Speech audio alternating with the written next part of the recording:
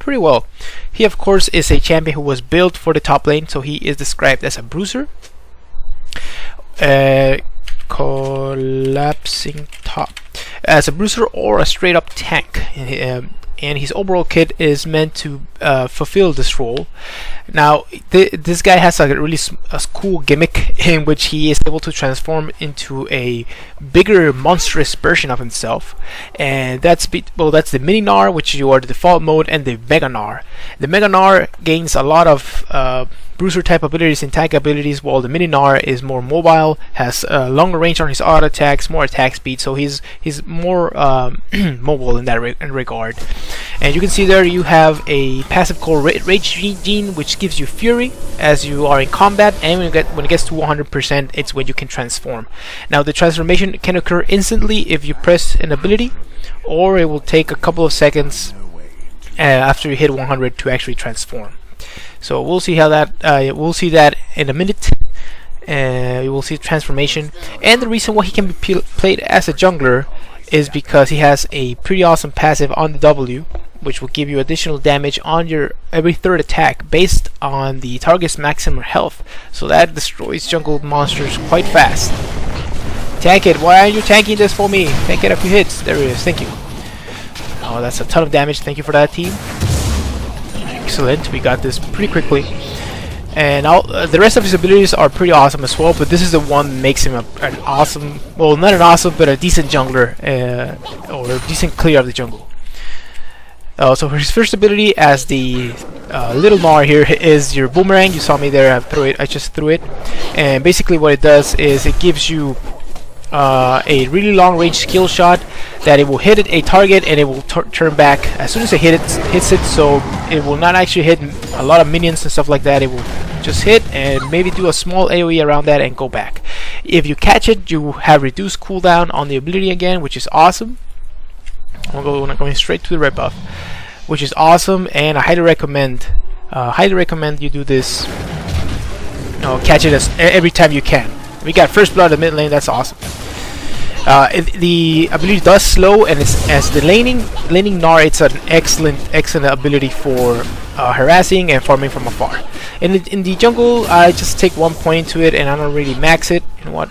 Top is pushing a lot, so I'm gonna concentrate on farming this, getting that level 4. So I'm gonna get an extra point into the W here, so it's faster. Good job. And when you're the Mega Gnar, it actually throws a boulder which you can also pick up, and it will reduce the cooldown again, and it will actually do a good amount of damage. I should be kiting here a little bit. There it is.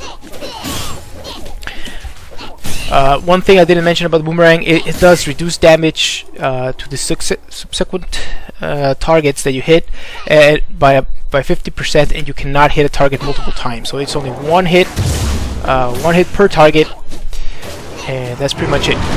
The next ability, I already talked about the three hit passive, and when you actually gain, not only do you gain the damage on the target, you also gain a burst of speed, which is pretty awesome. And the Mega Gnar gives you we're gonna cast it right now, a line skill shot that stuns enemies, and it scales off AD. And since I will be maxing this first, it will actually give me a good amount of damage and low cooldown on this when I transform. So pretty awesome to have this at your disposal. And your next ability is your E. Your E is a small leap that gives you attack speed when you're in the mini Gnar form, and you also are able to jump additionally. So if you hit a unit, it doesn't have to be a ally unit or enemy unit, it can be any type of unit, you will gain a little bit more jump. There it is. And the second jump actually gives you has a scaling HP scaling on the damage, so that's pretty awesome to have on the ability. Although it's pretty hard to aim, you have it there, and it's important that you do. And when you're the big Gnar, it's just a regular jump that will do damage based on your max health as well, and it will slow enemies around yourself. So that's pretty awesome to have. He's about to transform, but we can probably do something here. Here we go. Oh, nice jump there. You have excellent chasing. No, go in here. Go in here. He's about to transform, dude. It took too long to help me, so we're done. I got him pretty low, so that's good.